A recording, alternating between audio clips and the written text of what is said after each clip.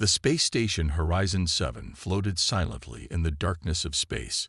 It was old and starting to break down. The crew of 20 humans worked hard to keep it running. Commander Sang-hoon stood at the docking bay, waiting. His gray uniform was neat and clean, but his face showed worry. The station's main engineer had retired last week. Today, the replacement was arriving. "Sir, the transport ship is docking now," said Hana, the communications officer. She stood next to Sang-hoon, holding a tablet. Sang-hoon nodded. "Let's hope this new mechanic is as good as they claim. We can't afford any more system failures." The airlock hissed open. Through the steam walked a figure in a full environmental suit. The suit was dark blue with silver stripes. The helmet had a black visor that hid the face completely. "Welcome to Horizon 7, Sang-hoon said, stepping forward with his hand out. "I'm Commander Sang-hoon." The suited figure took his hand. The grip was firm but quick. Then a deep mechanical voice came from the suit's speakers. "Thank you, Commander. I am Ta-jum. I look forward to working here." Hana looked at the suit with curiosity. "We weren't told you needed environmental protection. Is there a medical issue we should know about?" The figure nodded. "I have severe radiation sensitivity from an accident at my last post. The suit is necessary for my safety. I hope this won't be a problem." Sang-hoon frowned slightly. "It wasn't mentioned in your file, but we can work with it. I'll show you to your quarters, then the engine room." As they walked through the station, crew members stopped to look at the strange new arrival. No one on the station wore full environmental suits except during spacewalks or emergencies. Jai-ho, the security officer, watched them pass with narrowed eyes. "That's strange," he said to his assistant. "Why would they send someone with a medical condition to a remote station?" "Maybe they're just that good," his assistant replied. In the engine room, the situation was bad. Flashing red lights showed multiple system failures. 2 technicians worked frantically on an open panel. "This is our main problem," Sang-hoon explained. "Life support keeps failing. We've tried everything." Tae-jun walked to the panel without a word. The suited figure studied the wires and computers, then turned to the commander. "I need tools and 1 hour alone," the mechanical voice said. Sang-hoon looked surprised. "Alone? This is a critical system. I work best alone," Tae-jun insisted. "Trust me, Commander." Against his better judgment, Sang-hoon ordered everyone out of the engine room. 1 hour, he said firmly. Exactly 55 minutes later, the engine room door opened. Tae-jun walked out, helmet reflecting the corridor lights. "It's fixed," the modulated voice announced. Sang-hoon rushed in with the technicians. All the warning lights were off. The system hummed smoothly. "Impossible," whispered one technician. "We've been trying to fix this for weeks." Later that evening, in the mess hall, the crew talked about the new mechanic who sat alone at a corner table. The suit remained sealed as Tae-jun fed nutrition paste through a special port in the helmet. "How does someone get that good?" asked Hana. "And why hide behind that suit and voice changer?" Jae-ho added suspiciously. At the other table, Tae-jun watched them quietly. Inside the helmet, hidden from all eyes, lips curved into a small smile. That night, when the station was quiet and the lights dimmed for sleep cycle, Tae-jun locked the door to private quarters. Only then did gloved hands reach up to release the helmet seals. The air hissed as the helmet lifted, revealing not the face of a man, but a woman with iridescent skin that seemed to glow softly in the darkroom. Her eyes, bright and alert, scanned for cameras before she allowed herself to breathe freely. "First day complete," she whispered in her natural voice, soft and musical. "They suspect nothing." She turned to a small device on her wrist and pressed a button. Subject Horizon 7 report. Human technology is primitive but adaptable. Crew is suspicious but accepting. Phase 1 complete. 1 week passed on Horizon 7. Tae-jun had fixed more systems than the previous engineer had in a month. The crew was impressed but also confused. The suited figure never joined them for meals or games. Taejun only spoke when necessary, always through that strange voice modulator. Jai-ho sat at his security console, looking at Taejun's file. Something didn't add up. Work history at Titan Base, education at Mars Academy. But no personal details, he muttered. Everyone has personal details. Hana walked by and stopped. Still worried about our new mechanic. Wouldn't you be? Someone who never shows their face or speaks normally. Hana shrugged. As long as the station keeps running, I don't care if they're secretly a robot. Suddenly, alarms blared throughout the station. Red lights flashed in the corridors. Warning. Hull breach in Section 4. All personnel evacuate. The station's computer announced. Jai-ho and Hana ran toward the emergency. When they arrived, they saw a terrible scene. A small meteor had hit the station. Air was escaping through a crack in the wall. The emergency barriers were trying to close, but a large metal shelf had fallen, blocking them. Commander Sang-hoon was already there. We need to move that shelf now. The barrier can't close. 3 crew members pushed against the heavy metal shelf, but it barely moved. They were losing air fast. Suddenly, Taejun arrived. Without a word, the suited figure moved to the shelf. Stand back, came the mechanical voice. To everyone's surprise, Taejun gripped the massive shelf alone and lifted. Muscles strained against the blue fabric of the suit. With a mighty push, Taejun moved the shelf clear of the barrier. It would have taken at least 3 strong people to do what Taejun had just done alone. The emergency barrier slammed down, stopping the air leak. Everyone stared at Taejun in shock. That's impossible, Jai-ho whispered to Hana. No one is that strong. Taejun simply nodded to the commander and walked away to fix the damaged section. Later that day, the crew gathered in the mess hall, talking about what had happened. Did you see that? Said one technician. Lifted it like it was nothing. Maybe the suit has strength boosters, suggested another. Jai-ho wasn't convinced. He found Commander Sang-hoon sitting alone. Sir, we need to talk about Taejun. Sang-hoon looked tired. The mechanic just saved our lives, Ji-ho. But how? That shelf weighs over 300 kilograms. It's not human to be that strong. Sang-hoon's eyes narrowed. Are you suggesting our new mechanic is not human? That's a serious accusation. I'm just saying we need to know more. The file is too clean, too empty. That night, Jai-ho couldn't sleep.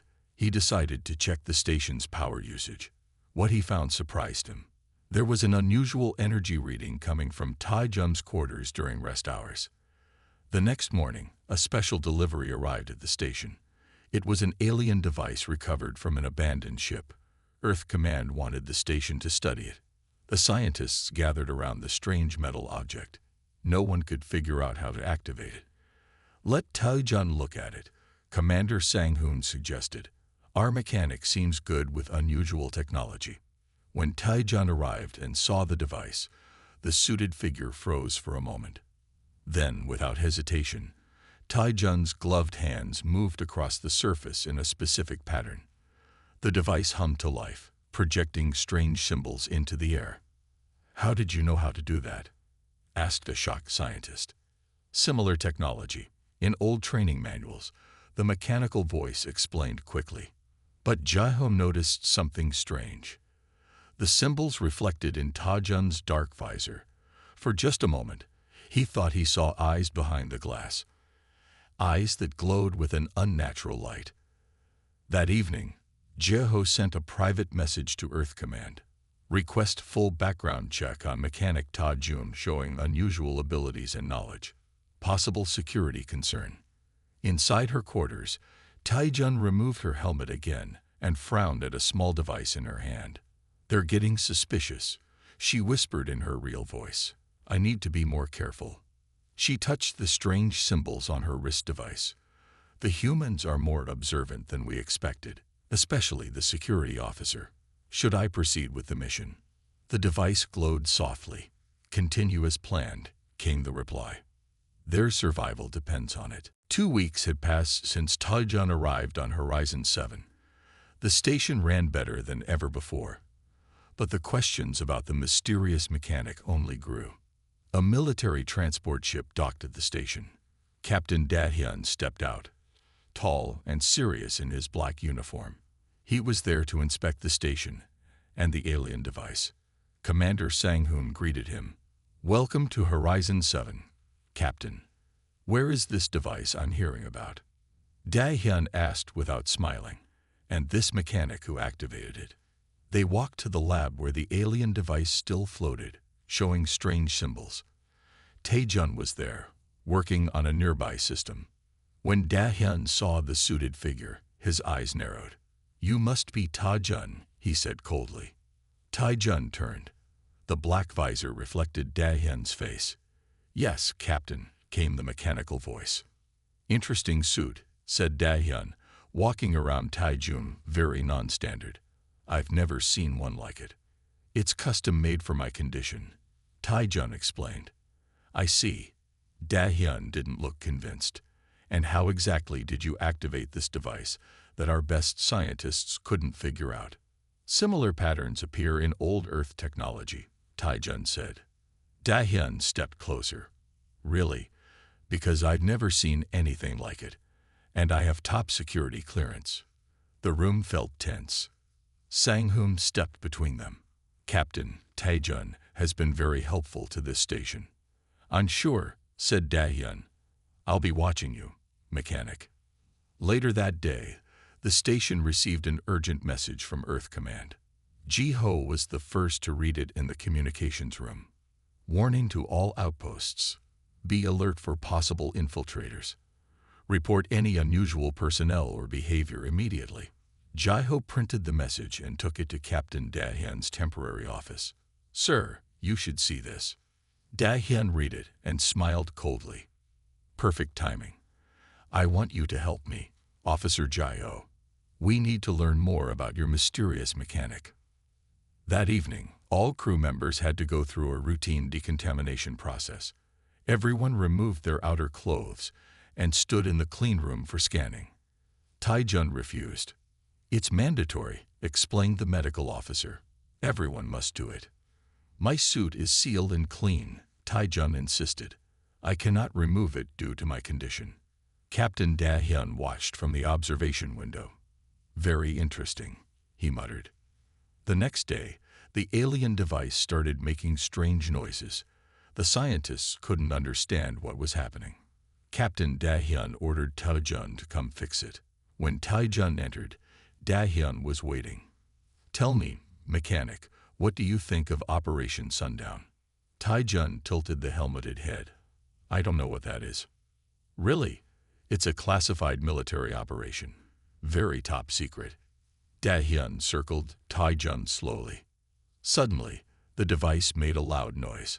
Symbols flashed quickly. "It's overloading," Taejun said, moving toward it. "Leave it," ordered Dahyun. "No one touch it." But Taejun ignored him and touched the device in a specific pattern. The noise stopped. "Those are Stellaris shutdown codes," Taejun said without thinking. The room went silent. Dahyun's eyes widened. "What did you just say?" Taejun froze. "Standard shutdown procedure." "No," said Dahyun slowly. "You said Stellaris codes. That's not a term from any Earth training." Sang-hoon looked confused. "What's going on?" Dahyun's hand moved to his weapon. Only someone with knowledge of alien systems would use that term. And Operation Sundown is not a real operation. I made it up to test you. Inside her helmet, Taejun realized her mistake. She had revealed too much. "I think," said Dahyun slowly, "it's time you told us who you really are." The station lights flickered suddenly. A new alarm sounded. The computer voice announced, "Unknown ships approaching," not responding to communication attempts. Sang-hoon ran to the control room. On the big screen, 3 dark shapes moved toward the station. Taejun's voice came through the speaker system. "They're here. I tried to prepare you in time." "Who's here?" demanded Dahyun. Who are you? But Taejun was already running toward the engine room. Chaos erupted on Horizon 7. Red emergency lights flashed in every corridor. Crew members ran to their stations as the unknown ships came closer. In the control room, Commander Sang-hoon stared at the screen. The three ships were unlike any he had seen before. They were black and shaped like giant arrowheads. "Try all communication channels again," he ordered Hana. "I've tried everything, sir." "They don't answer," she replied, her fingers moving quickly over her console. Captain Da-hyun burst into the room. "Where is Taejun?" "Last seen heading to the engine room," Jae-ho reported from his security station. "I want that mechanic found," and Da-hyun started, but was interrupted by a violent shake that rocked the entire station. "We've been hit," shouted an officer. "Some kind of energy weapon." Another blast hit them. Screens went dark. Power failed across the station. "Backup systems failing," reported Hana. "Whatever they're using, it's draining our power." Sang-hoon grabbed the emergency communicator. "All hands, prepare for possible boarding. This is not a drill." Meanwhile, in the engine room, Taejun worked frantically. Her gloved hands moved with incredible speed, connecting wires and typing commands into the main computer. "Not enough time," she muttered in her real voice, forgetting the modulator for a moment. The sound was higher, softer, definitely not a man's voice. A technician nearby looked up in surprise, but before he could say anything, the entire station shook again. This time, all lights went out. In the darkness, Taejun's eyes glowed faintly. She could see perfectly. She reached into a hidden pocket in her suit and pulled out a small, strange device. It hummed to life in her hand, casting a blue glow around her. "Last resort," she whispered, and connected it to the station's main power core. In the control room, the situation was getting worse. "Main power down. Life support on emergency backup. We have maybe 2 hours of air left," reported an officer. "Can we send a distress signal?" asked Sang-hoon. "Communications are completely dead," said Hana. Suddenly, all screens lit up with a strange symbol, a circle with curved lines through it. "What is that?" Da-hyun demanded. "It's their calling card," came Ta-jun's mechanical voice from the doorway. "They want you to know who's killing you." Everyone turned. Taejun stood there, the blue environmental suit now torn in places, revealing strange material underneath. "You know who they are," Da-hyun said, drawing his weapon and pointing it at Taejun. "You're with them, aren't you?" Taejun moved forward, ignoring the gun. "There's no time for this. I can save this station, but you need to trust me." "Trust you?" Da-hyun laughed bitterly. "You've lied since you arrived." "To protect you," Taejun insisted. The mechanical voice wavered strangely. "The device I connected to your power core will shield us temporarily, but I need to finish the modifications." Another blast hit the station. Everyone stumbled. "We have no choice," said Sang-hoon. "What do you need?" "Access to the main defense controls," Taejun said. Da-hyun stepped between them. "Absolutely not. That's a military system." "Captain," Sang-hoon said firmly, "we are under attack by unknown forces with superior technology. If Taejun can help." "How convenient," Da-hyun shouted. "Unknown attackers appeared just when we start questioning your mysterious mechanic." The station shook again. This time, a panel exploded near Hana. She cried out as she was thrown to the floor. Taejun rushed to her, checking her injuries. As Taejun leaned down, the voice modulator on the suit sparked and made a strange noise. "Are you hurt?" Taejun asked. But the words came out different, higher, melodious, definitely female. Everyone in the control room froze. Taejun's hand went to the throat area of the suit, but it was too late. "You're a woman?" Jae-ho asked in shock. Da-hyun moved closer, his gun still aimed. "Who are you? What are you?" Before Taejun could answer, the largest blast he had hit the station. All power died completely. The control room plunged into total darkness. In the pitch black, they heard the sound of a helmet seal releasing with a soft hiss. For 10 seconds, the control room was completely dark. No one moved. The only sound was breathing and the soft hiss of Tai Jun's helmet being removed. Then the emergency lights came on, casting a dim red glow throughout the room. Gasps filled the air. Where they expected to see a man's face, they saw something else entirely. A woman with stunningly beautiful features looked back at them. Her skin had a subtle shimmer to it, almost like it contained tiny stars. Her eyes were large and a deep purple color that seemed to glow slightly in the dim light. Her face was human-like, but with delicate features that seemed too perfect, too symmetrical.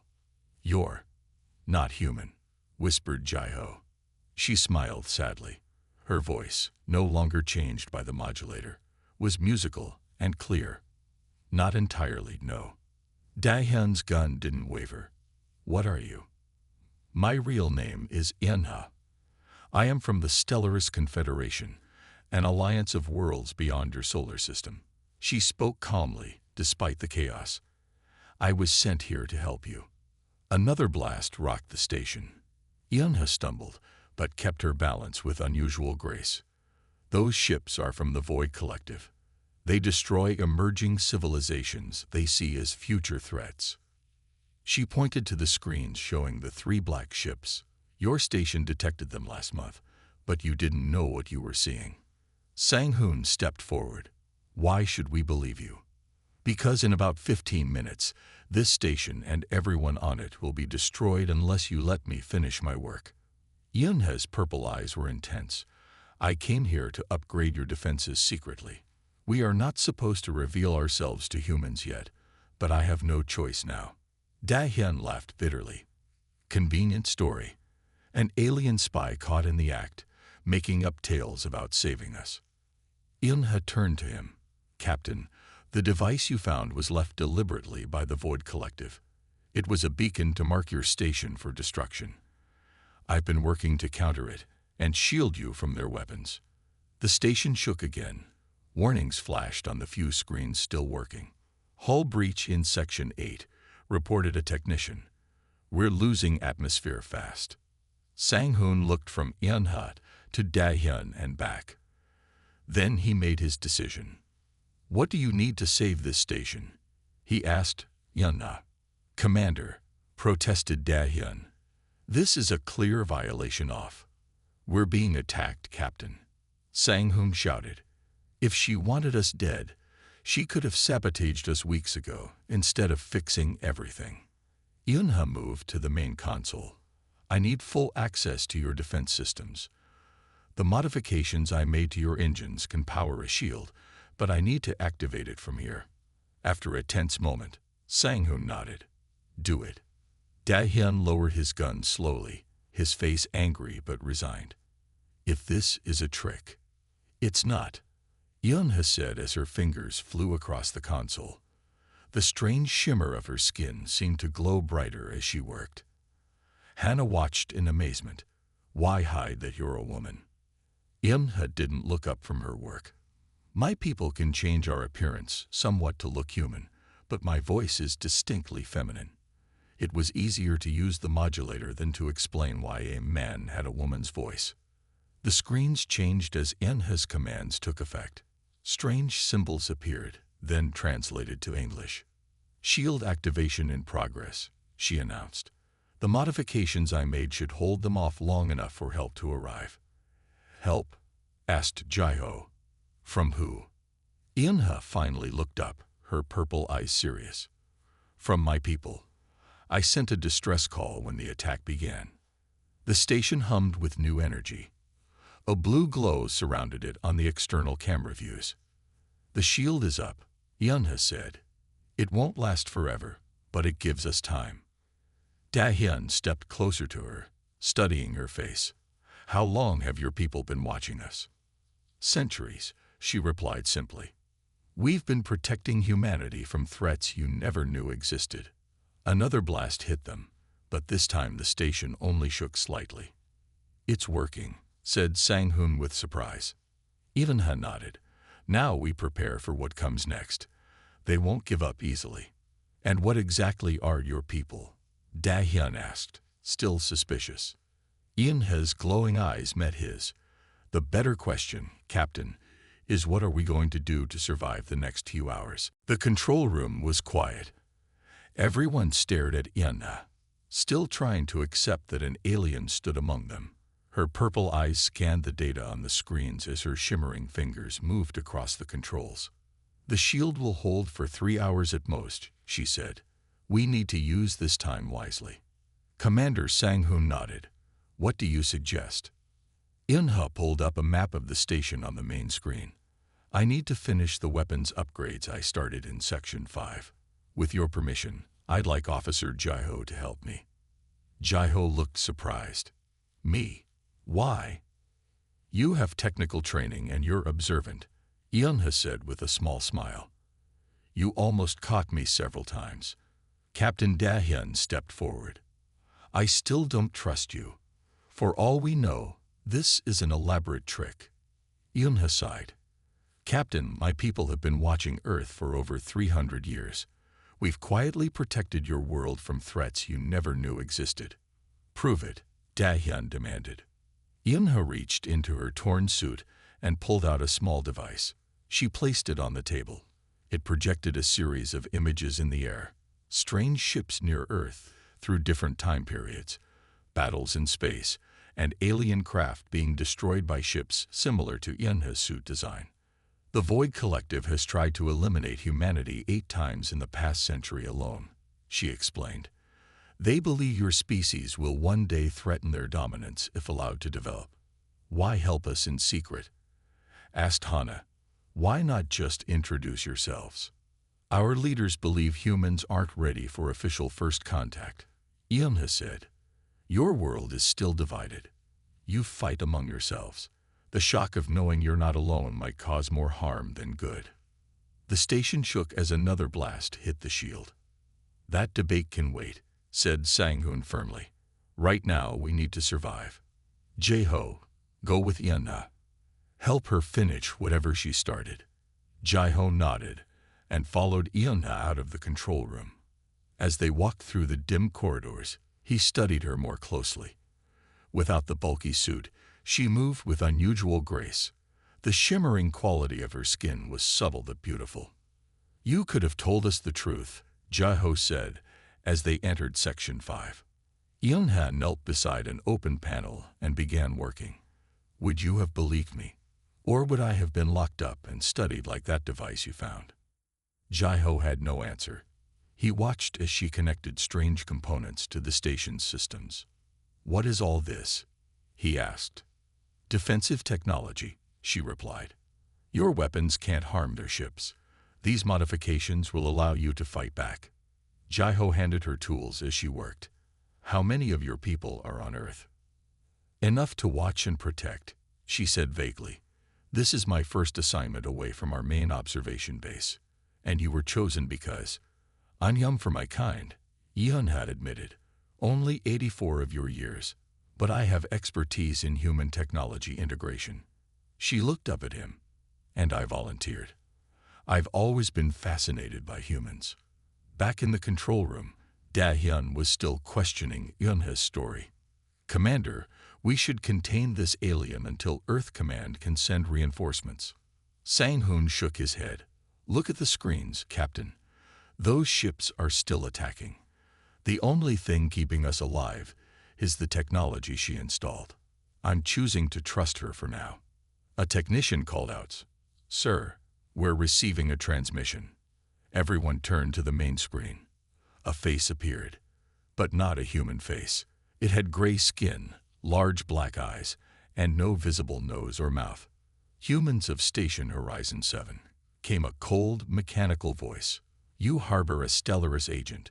Surrender this agent, and your deaths will be quick. Resist, and we will make an example of your station. The screen went black. The room was silent. Well, said Sang-hoon grimly, I guess that confirms her story. In Section 5, Eun-he suddenly stopped working. Her purple eyes widened. What's wrong? Asked Jae-ho. They're coming, she whispered. They've decided to board the station. As if on cue, a new alarm sounded. The computer announced, "Warning. Unknown energy signatures detected in docking bay 2. Possible unauthorized entry in progress." Eunha grabbed Jai-ho's arm. "We're out of time. The defenses aren't ready." For the first time, Jai-ho saw fear in her alien eyes. Chaos erupted across Horizon 7. Warning lights flashed as the computer repeatedly announced, "Intruders in docking bay 2. Security teams respond. In the control room, Commander Sang-hoon grabbed the station-wide communicator. "All personnel, arm yourselves and prepare for hostile boarders. This is not a drill." Captain Da-hyun checked his weapon. "We have 15 security officers with standard weapons. Not enough for an alien invasion. Our forces from Earth are 4 days away at best," Hannah reported grimly. Sang-hoon's face was determined. "Then we hold out for 4 days." Meanwhile, Jai-ho and Eunha ran through the corridors toward the armory. Eunha had removed the remains of her environmental suit, revealing a sleek silver bodysuit underneath. The material seemed to shimmer and move almost like liquid metal. "Your weapons won't stop them for long," Eunha explained as they ran. "The Void Collective soldiers have skin that can resist most human bullets." "Then what do we do?" Jai-ho asked. They reached the armory, where several crew members were already grabbing weapons. Eunha pushed past them to a storage locker in the back. She entered a code that Jai-ho had never seen before. The locker opened to reveal several strange devices that definitely weren't standard equipment. "I've been preparing for this possibility," Eunha said, handing one of the devices to Jai-ho. It looked like a pistol, but with a glowing blue core. "These can penetrate their armor." "You hid weapons on our station?" Jai-ho asked in surprise. "I hid ways to survive," she corrected him. "Now let's go defend your people." The first security team to reach docking bay 2 was already in trouble. 3 tall, gray-skinned aliens had entered the station. Their bodies were covered in black armor, and they carried weapons that fired pulses of red energy. 2 human officers were already down. Jai-ho and Eunha arrived just as the security team was being pushed back. "Aim for the joints in their armor," Eunha shouted. She fired her weapon, and a blast of blue energy hit one of the aliens where its armor connected at the neck. The creature fell. Jai-ho followed her example. His shot caught another alien in the knee joint. It stumbled but kept coming. "Keep firing at the same spot," Eunha called out. Jai-ho fired again. This time, the alien went down. More security teams arrived, now armed with Eunha's weapons. They began to push the invaders back toward the docking bay. Suddenly, Eunha grabbed Jai-ho and pulled him behind a wall. A massive blast of red energy hit where they had been standing. "Their commander," Eunha whispered, pointing to a larger alien that had just entered, more dangerous than the others. In the control room, Sang-hoon and Da-hyun watched the battle on security cameras. "They're holding them back," Sang-hoon said with surprise. "Thanks to the alien girl's weapons," Da-hyun admitted reluctantly. Maybe she was telling the truth. The station rocked as the ships outside continued their attack. "Shields at 40%, reported a technician. "We have less than an hour before they fail." Sang-hoon turned to Da-hyun. "Any ideas, Captain?" Da-hyun thought for a moment.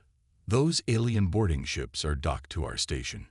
If we could break free and then activate our engines at full power, we could damage their ships," Sang-hoon finished. "But we'd need someone to manually override the docking clamps. The control systems are down in that section." Back at the battle, Eunha touched a panel on her silver bodysuit. A holographic display appeared. "The shield is failing," she told Jai-ho. "We need to do something unexpected." "Like what?" Jai-ho asked, firing another shot at the alien commander, who dodged with surprising speed. "Their ships have a weakness," Eunha explained. "Their power systems can't handle sudden energy surges. If I could connect to your main engine controls." Jai-ho nodded. I know a way to the engine room that avoids the fighting. Follow me. They slipped away from the battle, taking maintenance tunnels through the station. As they crawled through a narrow passage, Jaho asked, "How do you know so much about their ships?" "We've been fighting them for centuries," Yunha said. "I've studied every battle record." When they reached the engine room, it was empty. Everyone had gone to fight the intruders. Yunha immediately went to the main console. "I need to create a connection between your engines and my neural interface," she said. She removed a small device from her bodysuit and placed it on her temple. It glowed with purple light. "Your what?" Jaho asked in confusion. "Watch," she said simply. Yunha placed her hands on the console. The shimmering quality of her skin intensified. The engine controls began to respond to her without her touching the buttons. "I can feel the ship's systems," she whispered. "And I can feel the weakness in their vessels." In the engine room, Yunha's skin glowed brighter as she connected with the station's systems. Her purple eyes were unfocused, seeing things Jaho couldn't see. "Their ships are linked in a control network," she said softly. "If we can disrupt one, we might confuse them all." Jaho watched in amazement. "How can I help?" "I need more power," Yunha said. "Redirect all non-essential systems to the engines." As Jaho worked on the controls, his communicator crackled. Commander Sang-hoon's voice came through. "Jaho, report. What's happening down there?" "Sir, Yunha is connecting to the station systems to create some kind of energy surge against the enemy ships," Jaho explained. "Good. We're implementing our own plan," Sang-hoon replied. "But we need time. Can she give us 5 minutes?" Jaho looked at Yunha, who nodded without opening her eyes. "Yes, sir. 5 minutes." In the control room, Sang-hoon turned to Da-hyun. "Captain, they're buying us time. Now let's show these aliens what humans can do when backed into a corner." For the first time, Da-hyun smiled. It was not a friendly smile. "With pleasure, Commander." Sang-hoon addressed the remaining crew. "Here's the plan. We're going to release the emergency fuel cells into the docking area.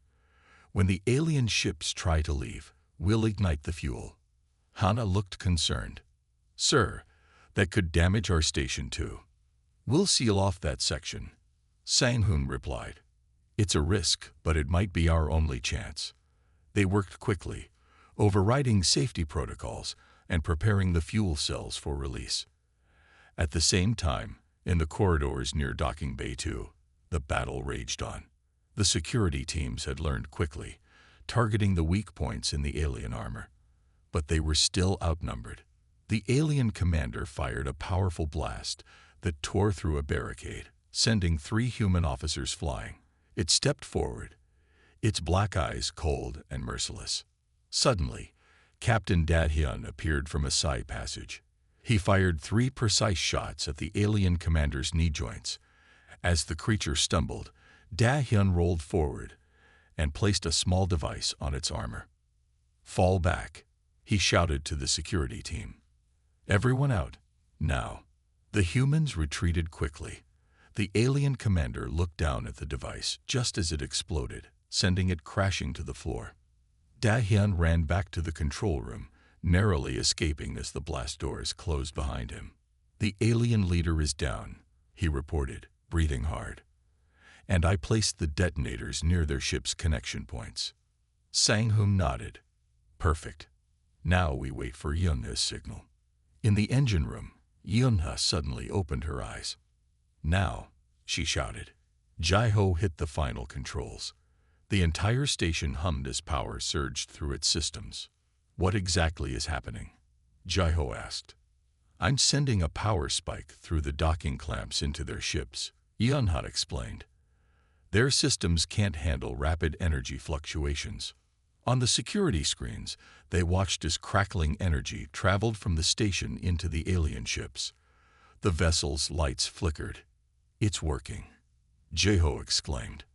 In the control room, Sang-hoon saw the signal. "Now, Captain." Da-hyun pressed the detonator button. The explosives blew, breaking the physical connections between the station and the alien ships. At the same moment, Sang-hoon released the fuel cells and ignited them. A massive explosion rocked the station. On the screens, they saw one of the alien ships spin out of control, crashing into another. The third ship retreated, its weapons no longer firing. "We did it," Hana whispered in disbelief. But their celebration was cut short when alarms blared again. "Hull breach in Section 3, the computer announced.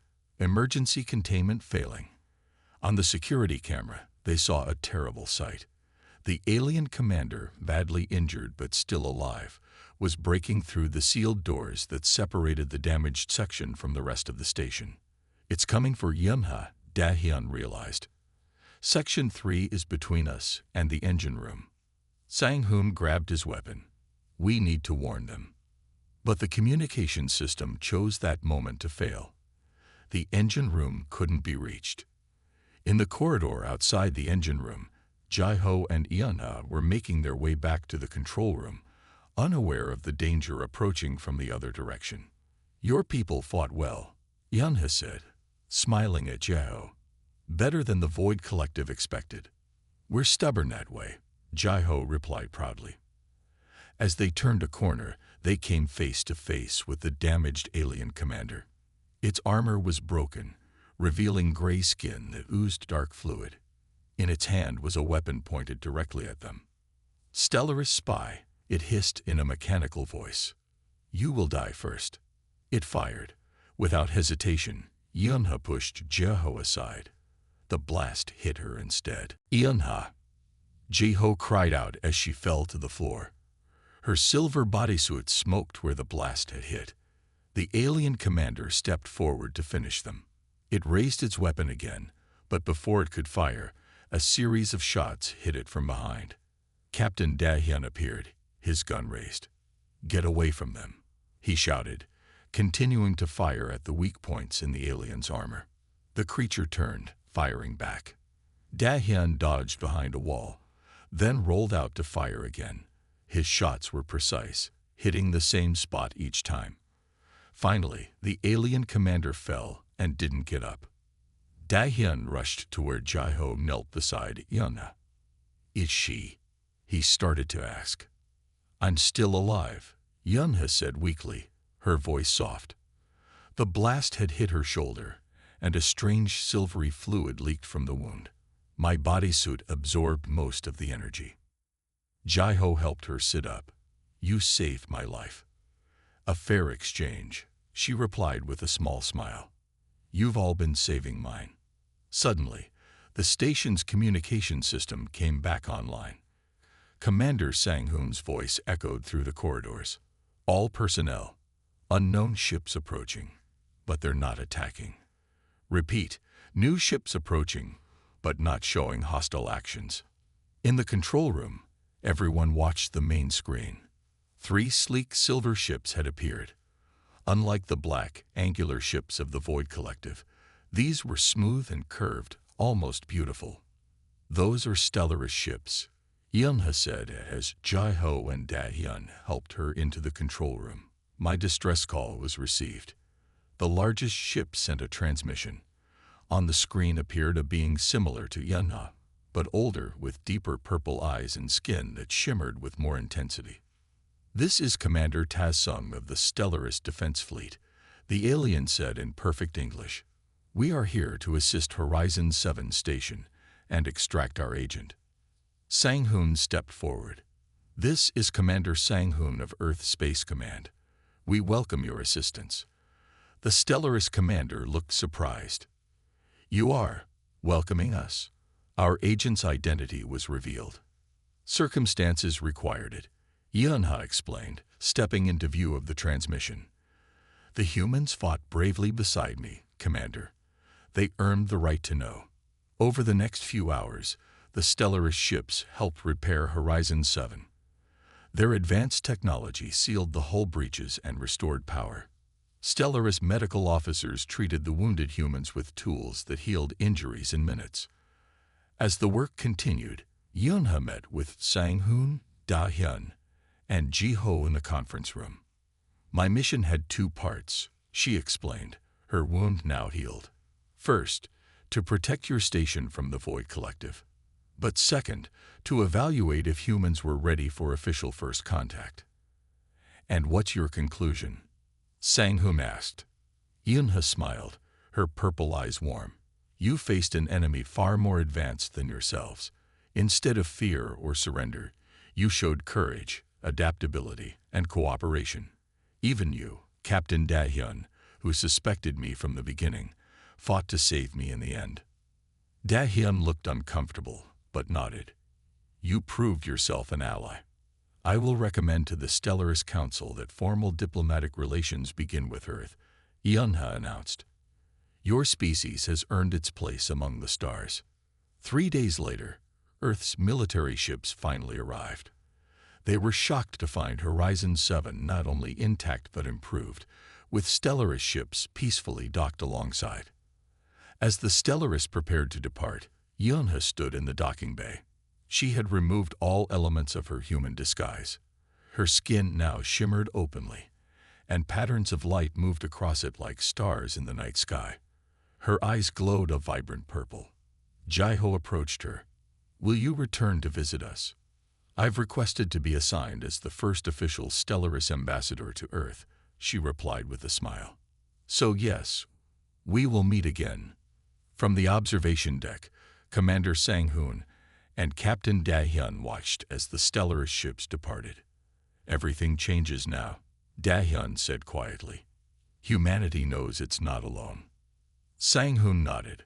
We faced extinction, and instead found new allies. Not a bad outcome for a simple space station. As the silver ships disappeared into the distance, Horizon 7 received a transmission from Earth Command. The message was brief. Prepare for new mission. Horizon 7 to become first joint human Stellaris diplomatic outpost. Jaiho smiled as he read the message. The mechanic who had arrived in disguise would return as an ambassador, and humanity would take its first steps into a much larger universe. The end.